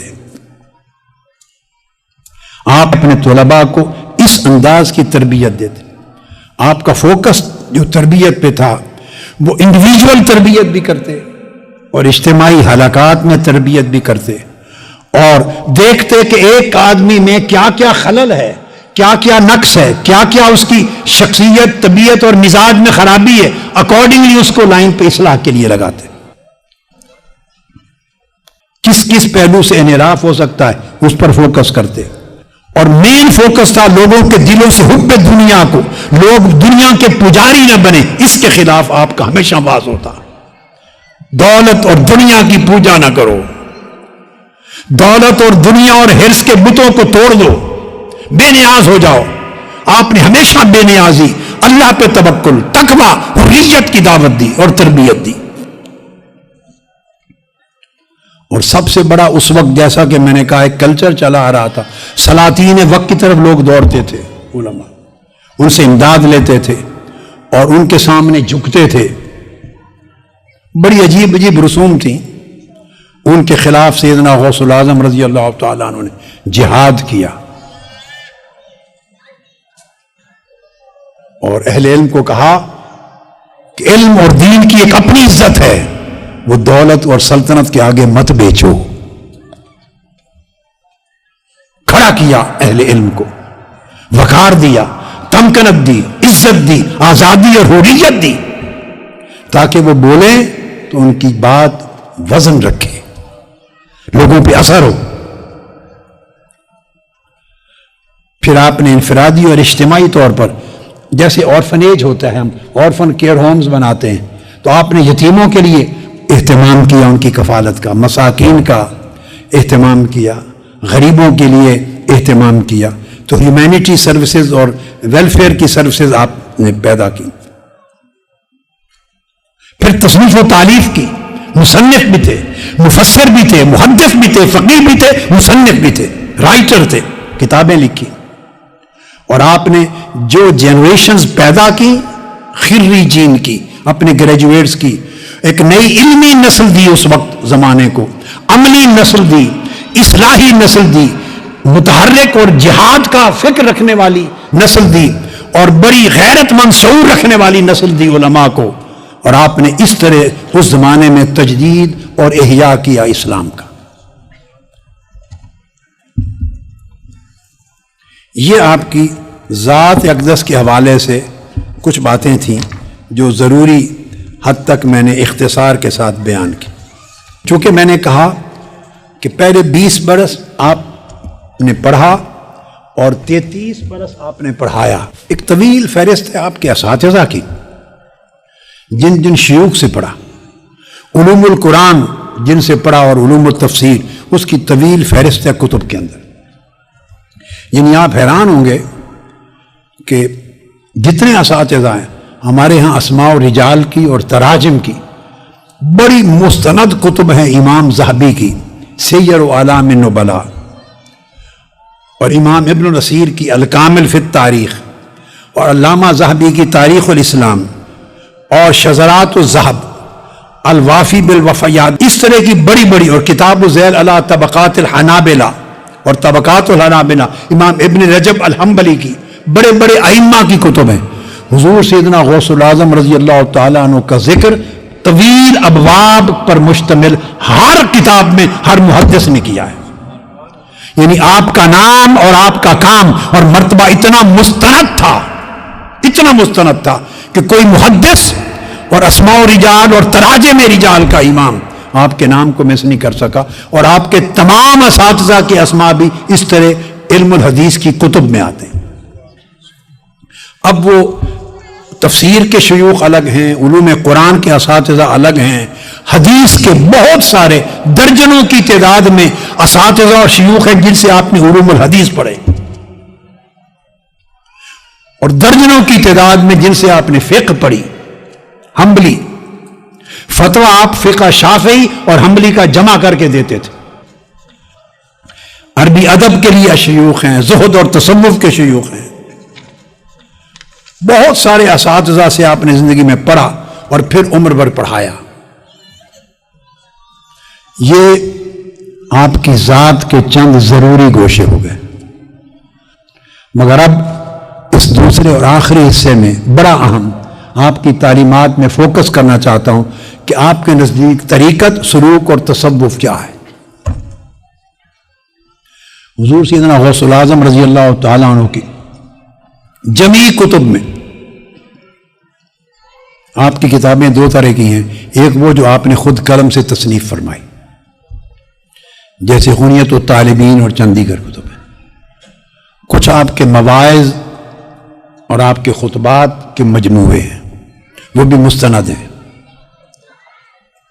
ہر جگہ آپ نے ایک بات کامن کی ہے، لوگوں کو بتائی، تصوف سمجھانے کے لیے اسی میں روحانیت اور اسی میں ولایت۔ فرمایا کہ ہمارا طریق تصوف، ہماری طریقت، ہماری روحانیت، ہماری ولایت، فرمایا یہ 8 خصلتوں پر مشتمل ہے۔ یاد رکھ لیں کتنی؟ پھر بولیے 8 خصلتیں اور خوبیاں جمع ہوں تو یہ تصوف ہے، یہ روحانیت ہے، یہ ولایت، یہ طریقت ہے۔ اس سے بقایا چیزیں ہماری بعد کے زمانوں کی ضروریات ہیں جو لوگوں نے اپنی ضروریات کے لیے وضع کی۔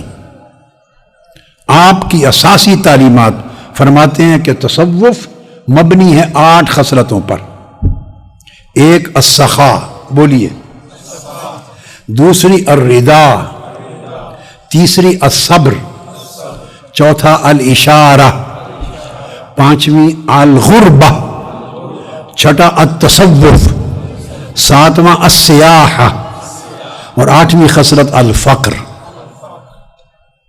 فرمایا 8 خصلتیں جس میں جمع ہوں وہی صوفی ہے، وہی عارف ہے، وہی روحانی ہے اور وہی ولی اللہ ہے۔ اب سخا، اب اختصار سے 8 کا مفہوم سمجھا دیتا ہوں، اور یہ مفہوم بھی آپ کی کتب سے ہے، آپ کے فرمودات میں۔ سخا اردو میں آپ جانتے ہیں اس کا معنی ہوتا ہے سخاوت۔ اب اس کی تعریف یہ ہے، سیدنا مولا علی المرتضیٰ کرم اللہ وجہ الکریم، ان کا ارشاد ہے جسے امام جلال الدین سیوطی نے جامع الاحادیث میں آپ کا قول اثر روایت کیا۔ سخا کی تعریف کی ہے، بڑی آسان اور بڑی دل میں اتر جانے والی اور آسانی سے سمجھ آ جانے والی تعریف۔ فرماتے ہیں سخا یہ ہے کہ جو مانگے بغیر دیا جائے وہ سخا ہے، اور جو مانگنے پر دیا جائے وہ حیا ہے۔ جو کوئی مانگے اس کے مانگنے پر دیں تو یہ حیا ہے، اس کو سخا نہیں کہتے، یہ حیا ہے۔ اس نے مانگ لیا تو آپ کو دینا پڑ گیا، آپ کی حیا نے آپ کو مجبور کر دیا۔ اگر آپ حیا دار ہیں، اگر اللہ نے آپ کو حیا عطا کیا ہے تو اگر کسی نے مانگا ضرورت مند میں تو مانگنے پر دینے کو حیا کہتے ہیں۔ پوچھا گیا سخا کیا ہے؟ فرمایا جو بن مانگے دے اس کو سخا کہتے ہیں۔ یعنی سخی وہ ہے جو حاجت مند کی حاجت اس کی زبان سے سن کر نہ جانے، اس کے حال سے خود بھانپ لے اور اسے مانگنے کی نوبت نہ آنے دے۔ جو سخی ہے اس کے اندر حیا بڑے کمال درجے کا ہوتا ہے۔ سخی یہ گوارا نہیں کرتا کہ اسے مانگنا پڑے، کہ اگر مانگے گا تو اس کا حیا رہ جائے گا، اس کا بھرم ٹوٹ جائے گا، اس کا حیا ختم ہو جائے گا۔ تو اصل سخی وہ ہے جو کسی کو مانگنے کی نوبت نہ آنے دے اور اس کے مانگنے سے قبل اس کو دے دے، اور ایسا دے کہ کسی کو پتہ نہ چلنے دے۔ تو تصوف کی بنیاد اس سخا پر ہے۔ آج ہمارے زمانے کا تصوف جو تصوف نہیں، وہ سارا مانگنے کا نام ہے۔ استغفر اللہ علیہ۔ حضور غوث الاعظم کا تصوف مانگے بغیر دینے کا نام ہے۔ ہمارے زمانے کا تصوف کوئی دے نہ دے مانگتے رہنے کا نام ہے۔ ہر دروازے پر مانگنے کے لیے جانا، سالانہ مانگنے کے لیے چکر لگانا، ڈھونگ طرح طرح کے رچانا، طرح طرح کے بہانے بنانا اور بڑے بڑے مکر اور فریب کرنا، مانگنے کے 100 طریقے سیکھنا۔ ہماری زندگی ساری مانگنے اور بٹورنے پہ گزرتی ہے، ہم دینے والے رہے نہیں۔ اور صوفی عارف ولی اللہ اس کا ہاتھ لینے والا نہیں ہوتا، اس کا ہاتھ دینے والا ہوتا۔ لینے والے ہاتھ کو ید سفلا کہتے ہیں، دینے والے ہاتھ کو ید علیا کہتے ہیں۔ صوفی ولی کا ہاتھ اوپر ہوتا ہے دینے کے لیے، منگتے کا ہاتھ نیچے ہوتا ہے لینے کے لیے۔ صوفی اور عارف اللہ کا منگتا ہوتا ہے، مخلوق کا منگتا نہیں ہوتا۔ اور آثار میں سے ہے عبداللہ ابن عباس رضی اللہ تعالیٰ عنہ کا ایک قول مروی ہے، آپ نے فرمایا کہ سخا یہ جنت میں ایک درخت کا نام ہے۔ سخاوت، سخا کیا؟ جنت میں ایک درخت ہے، مگر ایسا درخت ہے کہ اس کی شاخیں اور ٹہنیاں اللہ پاک نے زمین تک پھیلا دی ہیں۔ سخا کا درخت جنت کا درخت ہے، مگر ایسا کہ اس کی ٹہنیاں، شاخیں، برانچز زمین تک نیچے پھیلا دی ہیں۔ تو جو شخص سخا کی کسی ایک ٹہنی کو پکڑ لے وہ کھینچ کے اسے جنت میں لے جاتی ہے۔ یعنی سخاوت بندے کو جنت میں لے جاتی ہے۔ اور بخل، کنجوسی، یہ دوزخ کا ایک درخت ہے۔ بخل دوزخ کا ایک درخت، اس کی شاخیں بھی اللہ نے زمین تک پھیلا دی ہیں۔ تو جو بخل کی درخت کی کوئی شاخ پکڑ لے وہ کھینچ کے دوزخ میں لے جاتی ہے بندے کو۔ بخیلی، کنجوسی بندے کو دوزخ میں پھینکتی ہے، سخاوت بندے کو جنت لے جاتی ہے۔ صوفیاء سخی ہوتے ہیں، بخیل نہیں ہوتے ہیں۔ تصوف سخاوت کا نام ہے، بخل کا نام نہیں ہے۔ آقا علیہ السلام نے فرمایا، حدیث پاک ہے طبرانی میں، فرمایا کہ تمہارا دین 2 خصلتوں کے بغیر کبھی سنور نہیں سکتا۔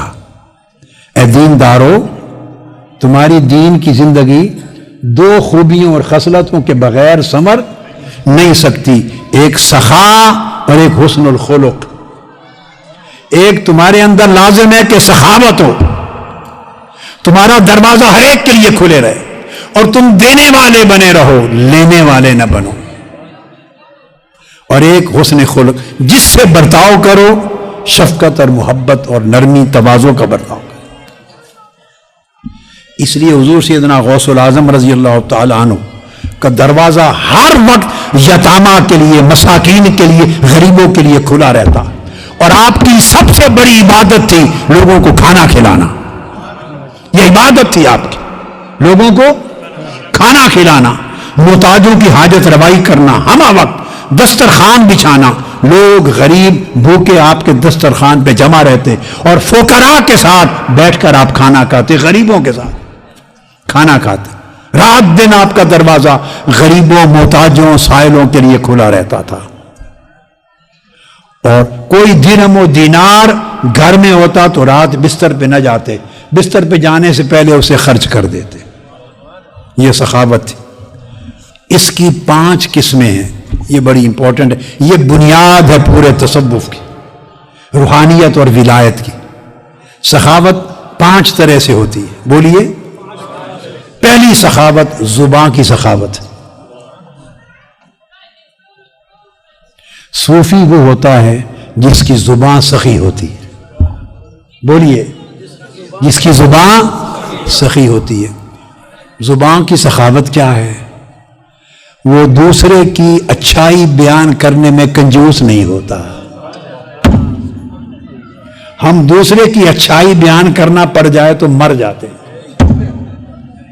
ذکر بڑے کرتے ہیں، تسبیحاں بڑی رولتے ہیں، ختم بڑے کرتے ہیں، مزارات پہ بہت جاتے ہیں، عرس کرتے ہیں، بیعتیں کرتے ہیں، طریقت کے نام لیتے ہیں، مگر کسی دوسرے کی اچھائی آپ کی مجلس میں کوئی کر دے، یعنی اس وقت پیروں کا کیا حال ہے، آپ کسی پیر کی مجلس میں کسی دوسرے پیر کی اچھائی، بھلائی، نیکی بیان کر دیں، آپ کا سر قلم کر دیں گے، برداشت نہیں ہے کسی دوسرے کی اچھائی۔ یعنی زبان ہر ایک دوسرے کی اچھائی، اس میں سخی ہونا، یہ تصوف اور روحانیت کی اساس ہے۔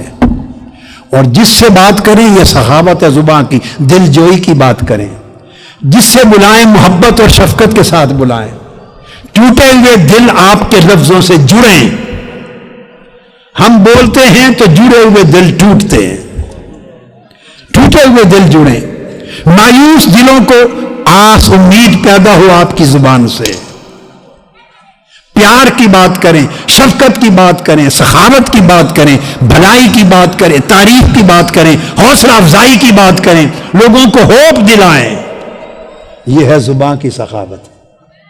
صوفی زبان کا سخی ہوتا ہے، دوسرے کی بھلائی بیان کرنے اور حوصلہ افزائی کرنے میں وہ کبھی کنجوس نہیں ہوتا۔ کیوں؟ یاد رکھ لیں کہ اس کو تھریٹ نہیں ہوتا، کوئی اسے تھریٹ نہیں ہوتا، وہ کسی سے مرعوب نہیں ہوتا، اسے کوئی کمپلیکس نہیں ہوتا۔ جو ابھی دنیا کے کمپلیکس میں مبتلا ہے اس نے آزاد ہو کر مولا سے کب ملنا ہے؟ اللہ سے اس کی نکاح اور ملاقات کب ہونی ہے؟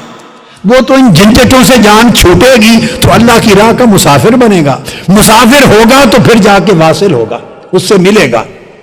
ہم تو اس گورکھ دھندے سے آزاد نہیں ہیں، تمہارا تصوف ایسا دھوکہ دہی بن گیا، دھوکہ دہی ہے، رسم رواج ہے، کھانے پینے کا کام ہے، بس اور کچھ نہیں، اللہ معاف کر دے۔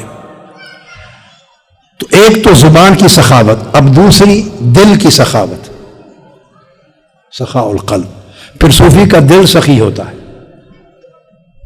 اب آپ سوچیں کہ دل کی سخاوت کیا ہے؟ سارا کچھ تو زبان کی سخاوت میں آ گیا، بولیے، سارا کچھ زبان کی سخاوت میں آ گیا، تو دل کی سخاوت کیا ہے؟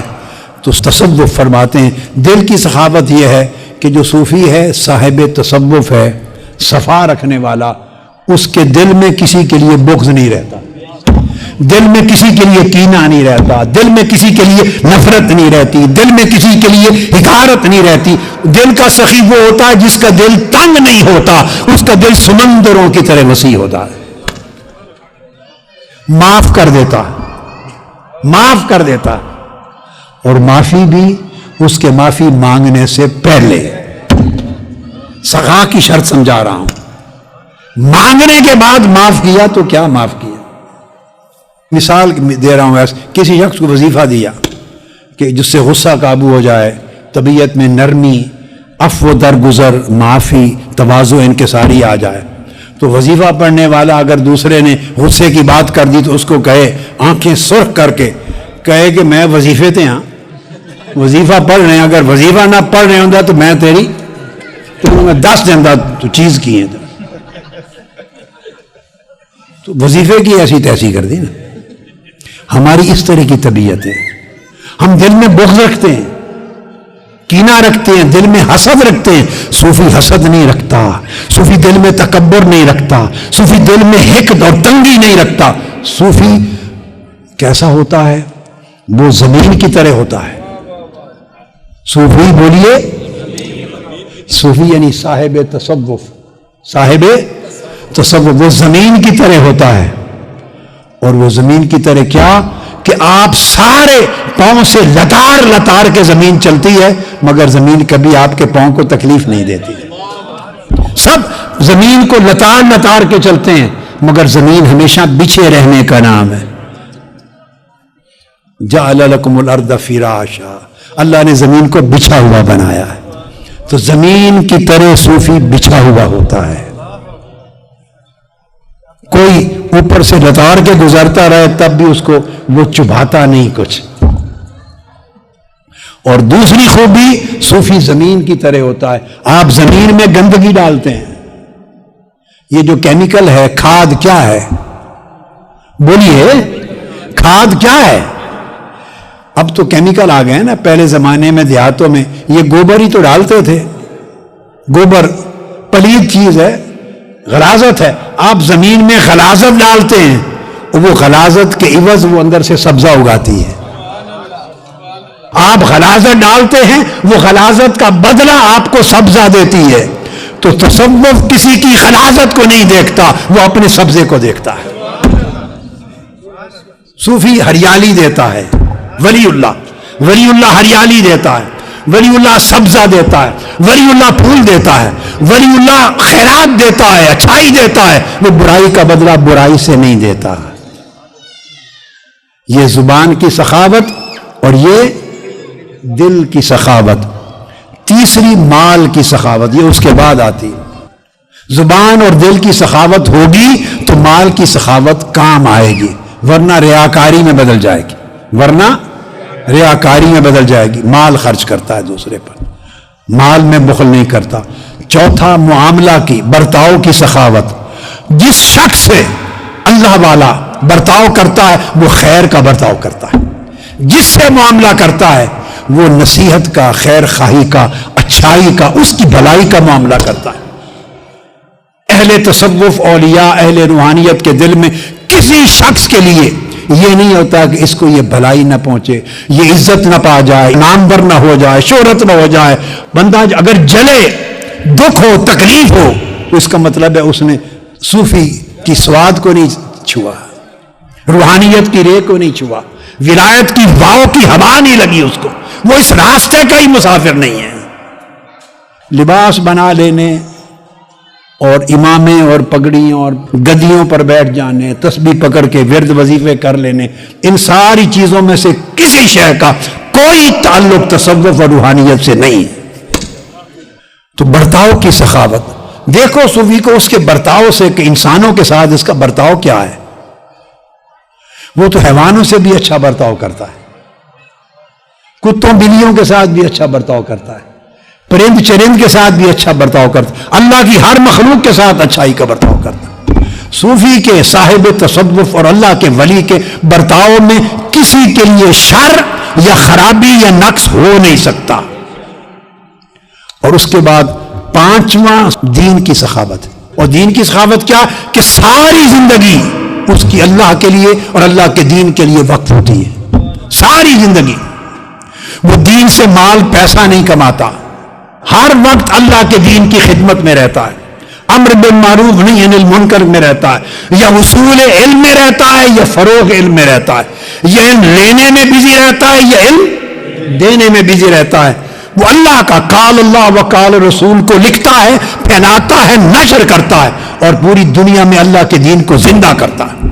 ساری زندگی اس کے دن, اس کی راتیں, اس کا شباب, جوانی, بڑھاپا, شب و روز, لمحہ لمحہ اللہ کے دین پر خرچ ہوتا ہے اور اس کا معاوضہ نہیں لیتا. یہ دین کی سخاوت ہے. یہ 5 سخاوتیں. اب یعنی 7 خصائل بیان کرنے تھے, جن پر تصوف، روحانیت اور ولایت کی بنیاد کھڑی ہے، اس میں سے ایک بیان کیا، پہلا۔ اسی پر اکتفا کرتے ہیں۔ اب میں اختتامی کلمات کی طرف آتا ہوں، بات کو کنکلوڈ کرنے کے لیے آتا ہوں۔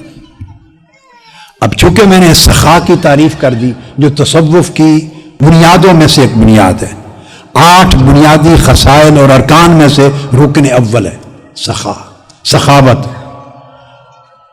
اب حضور سیدنا غوث العظم رضی اللہ تعالیٰ عنہ آپ کی تعلیمات میں اب اس سخاوت کو، ایک بڑا عجیب اس کا انداز ہے، کمال درجے کی سخاوت۔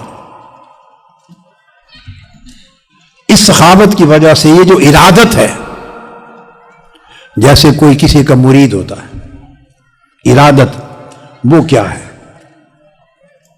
اب میں اسی سخاوت سے کوریلیٹ کر کے بات کو چونکہ ختم کرنا چاہ رہا ہوں اینڈ پر، تو اسی کے ساتھ جوڑ رہا ہوں کہ سخا کا کمال ہے نظام ارادت میں بھی۔ ارادت یا مریدی ارادہ سے ہے۔ یہ جو ایک پوری رسم ہے پیر مرید ہونا، کسی کا مرید ہونے کے لیے ہاتھ میں ہاتھ دینا واجب نہیں ہے۔ کیا؟ ارادے سے اس کی مریدی ہو جاتی۔ کیا؟ ارادے سے مریدی ہو جاتی۔ خواہ آپ زبان سے ارادہ ظاہر کر دیں، کیا؟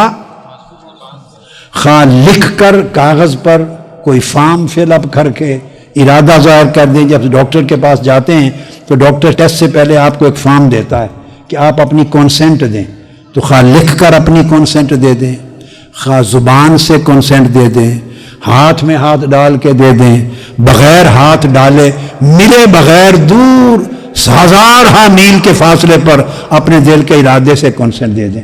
یہ سب ارادت کی شکلیں ہیں، سب ارادت کی شکلیں ہیں۔ پہلے زمانوں میں ایسے باقاعدہ بیٹھ کے ہاتھ میں ہاتھ دینا پیری مریدی کا یہ انداز نہیں ہوتا تھا۔ کتابوں میں مجھے آج تک زندگی میں یہ طریقہ اولیاء کا سلف صالحین پہلے زمانوں میں نہیں ملا۔ یہ بعد کے زمانے میں کوئی طریقہ بھی اڈاپٹ کر لیں، زبان سے کہہ دیں، دل سے ارادہ کر لیں، لکھ کر تحریری طور پہ کہہ دیں، تینوں چیزیں نہیں، دور ہیں، ملے بھی نہیں ہیں، تو تب بھی اپنے دل جمی کے ساتھ ارادہ کر لیں۔ مقصد یہ کہ آپ کسی کو اپنے لیے استاذ مانتے ہیں، اس سے رہنمائی لینے کا ارادہ کرتے ہیں، اس سے روحانی تربیت کا ارادہ کرتے ہیں، اس کی گفتگو سے، اس کے خطاب سے، اس کی تعلیم سے، اس کی تربیت سے، اس کی کتاب سے، اس کی صحبت سے، اس کی شخصیت سے، کسی بھی طریق پر جو پاسبل ہے آپ ارادہ کر دیں اور لیتے چلے جاتے ہیں۔ یہ مریدی ہے۔ وہ آپ کے شیخ ہیں، آپ مرید ہیں۔ اور راستہ کیا ہے، یہ بات امپورٹنٹ ہے۔ مرید ہونے کا معنی کیا ہے؟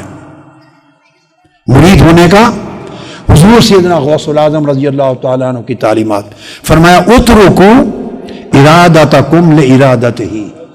مرید ہونے کا معنی یہ ہے کہ اللہ کے ارادے کی خاطر اپنا ارادہ ترک کر دو۔ یہ ہے مرید کا معنی۔ کیا؟ اللہ کے ارادے کے لیے اپنا ارادہ ترک کر دو۔ جو بندہ اپنا ارادہ اللہ کے ارادے کے لیے ترک کر دیتا، چھوڑ دیتا ہے، اپنا اختیار اللہ کے اختیار میں چھوڑ دیتا ہے، اپنی رضا اللہ کی رضا کے لیے چھوڑ دیتا ہے، اپنی خواہش اللہ کی ڈیزائر اور ارادے کے لیے چھوڑ دیتا ہے، ایسا ارادہ رکھنے کو مرید کہتے ہیں۔ اب مجھے بتائیں کوئی مریدی کا یہ معنی سمجھاتا ہے؟ جی ہم تو اپنا مرید بنانے کے لیے گھومتے پھرتے ہیں۔ ہم اس بندے کا اپنے لیے ارادہ بنانے کو مریدی کہتے ہیں۔ یہ فطور ہے، یہ فطور ہے، یہ تصوف سے خروج ہے، یہ اولیاء کی تعلیمات کے منافی ہے۔ مریدی ہے کہ کسی بندے کا ارادہ خالق سے ترک کر کے خالق کے ساتھ جوڑ دیا جائے۔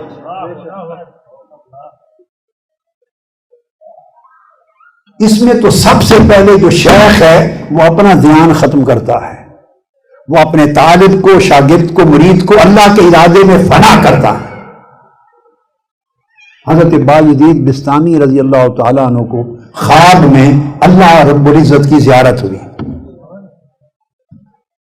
اللہ رب العزت نے خواب میں پوچھا، بایزید ماذا ترید، تمہارا ارادہ کیا ہے، تمہارا کیا چاہتے ہو؟ آپ نے عرض کیا، یا اللہ انی ارید ان لا ارید الا ما ترید، اے مولا میں یہ چاہتا ہوں کہ میں کچھ بھی نہ چاہوں سوائے جو تو چاہے۔ میں پھر ترجمہ کر رہا ہوں، انی ارید ان لا ارید الا ما ترید۔ یہ مرید ہونے کا معنی حضرت بایزید بستامی نے سمجھا دیا، یہی حضور سیدنا غوث الاعظم نے بتایا۔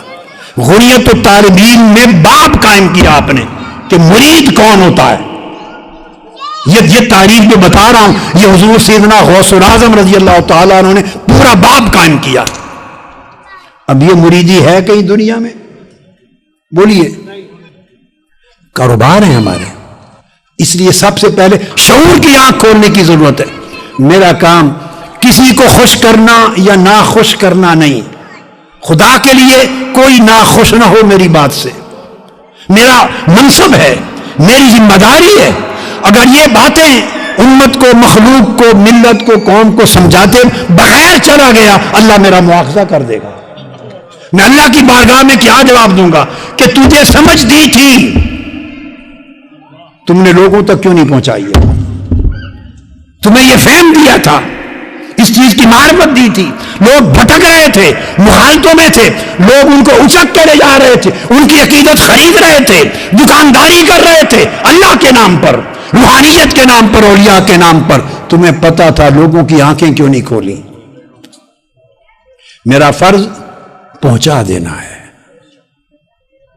اور اگر کسی کو ناپسند ہونا نہیں چاہیے تو میں ان سے معافی مانگتا، کسی کو ناپسند ہو میں معافی مانگتا ہوں، 100 بار 1000 بار معافی مانگتا ہوں، مگر میں انہیں کہتا ہوں آپ ہی کے بھلے کے لیے سمجھا رہا ہوں۔ نسلیں گمراہ ہو جائیں گی، اگلے آنے والے وقتوں میں اس طرح کی پیری مریدی نہیں چلے گی۔ جیسے علم سے، شعور سے آنکھ کھلے گی، بھاگ جائیں گے لوگ، دین سے بھی بھاگ جائیں گے۔ صحیح راہ پر جو اولیاء صوفیاء نے دیا، جو مزارات میں ہیں، قبروں میں ہیں، جو ان کا طریق تھا وہ طریق سکھاؤ لوگوں کو، جو ان کا طریق تھا وہ اصل طریق ہے۔ تو حضرت بایزید بستامی نے کیا فرمایا؟ مرید کا معنی سمجھایا۔ اس کو حضور سیدنا غوث الاعظم رضی اللہ تعالیٰ عنہ نے اس سبجیکٹ پر پورا باب قائم کیا، اسی مفہوم پر۔ تو انہوں نے کیا کہا؟ انی ارید، بولیے، ان لا ارید الا ما ترید، یہ مرید ہونے کا معنی ہے۔ عرض کیا باری تعالیٰ میں تیرا مرید ہوتا ہوں، وہ کیسے؟ میں یہ چاہتا ہوں کہ کچھ بھی نہ چاہوں سوائے اس کے جو تو چاہے۔ اب میرے ساتھ یہ جملہ بولے، میں یہ چاہتا ہوں، آپ کہیں میں یہ چاہتی ہوں کہ میں کچھ بھی نہ چاہوں سوائے اس کے مولا جو تو چاہے۔ یعنی اپنی چاہت کو اللہ کی چاہت میں فنا کر دینا، اس کو مریدی کہتے ہیں۔ اپنے ارادے کو اللہ کے ارادے میں فنا کر دینا، اس کو مریدی کہتے ہیں۔ اپنے اختیار کو اللہ کے اختیار میں فنا کر دینا، اس کو مریدی کہتے ہیں۔ تو جب بندہ اپنا ارادہ ترک کر دیتا ہے اللہ کے ارادے کے لیے، تو پھر اس بندے کو خوف کس کا ہوگا؟ پھر مالک کیا کرتا ہے؟ ولی بننا۔ جب بندہ مولا کا سچا مرید ہو گیا تو اللہ اعلان کرتا ہے میرے بندے تو آج سے میرا ولی ہے، میں تیرا ولی ہوں، میں تیرا نگہبان ہو گیا، میں تیرا نگہبان ہو گیا، اب تو میرے کام کا رکھوالا ہے، میں تیرے کام کا رکھوالا ہوں۔ اس رشتے کو ولایت کہتے ہیں۔ جب بندے کا یہ رشتہ اللہ سے قائم ہو جاتا ہے کہ مولا مجھے کوئی چیز نہیں چاہیے، بس تو ناراض نہ ہو، اور مجھ سے وہ لے جو تو چاہے، میں وہ چاہوں جو تو چاہے، وہ ارادہ کروں جو ارادہ تو کرے، وہی کروں جس کا حکم تو کرے، میری منشا وہی ہو جو تیری رضا ہو، اور تیری رضا کے ڈائریکشن سے ہٹ کر نہ کبھی سوچ سکوں نہ کچھ کر سکوں۔ جب بندہ ارادہ الہی میں اور رضا الہی میں یوں فنا ہو جاتا ہے تو ایک تعلق بندے کا اللہ سے قائم ہوتا ہے۔ اب وہ جو تعلق قائم ہوتا ہے ادھر سے جواب آتا ہے بندے کو کہ میرے بندے تو نے اپنے ارادے میرے لیے ترک کر دیے، آج کے بعد میرے سارے ارادے تیرے لیے ہو گئے۔